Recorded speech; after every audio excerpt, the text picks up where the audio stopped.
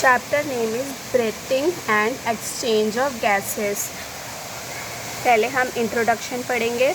Breathing का मतलब होता है इनटेक करना, लेना।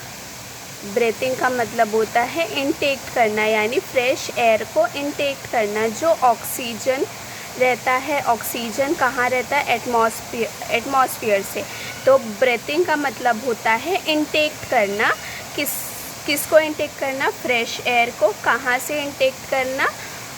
एटमॉस्फेयर से, जो कि है हमारा ऑक्सीजन।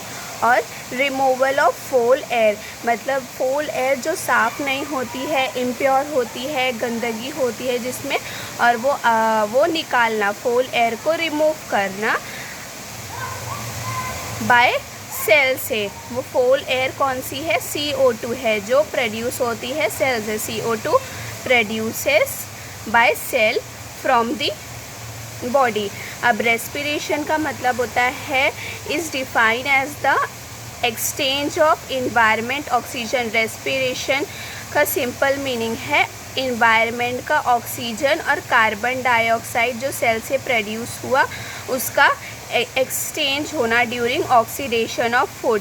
यानी जब ऑक्सीजन जो है जब जाता है हमारे लंग्स में, तो वो फूड को ब्रेक डाउन करता है, ऑक्सीडाइज करता है। फिर उससे जो CO2 बना, फिर उसको वो बाहर निकालता है ताकि खाना एनर्जी में कन्वर्ट हो सके।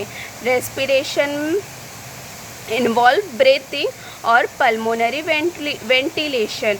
रेस्पिरेशन इन्वॉल्व्स ब्रीथिंग में क्या है? रेस्पिरेशन में ब्रीथिंग का प्रोसेस होता है, उसको पल्मोनरी वेंटिलेशन भी बोलते हैं। जो लंग्स में हवा का अंदर बाहर होता है, दैट इज़ पल्मोनरी वेंटिलेशन।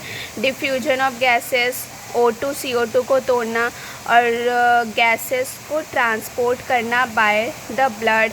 फिर O2 को यूटिलाइज करना by the cell for catabolic reaction and CO2 को रिलीज़ करना फ्रॉम द लंग से। तो ये इंट्रोडक्शन है breathing and exchanging of gases का।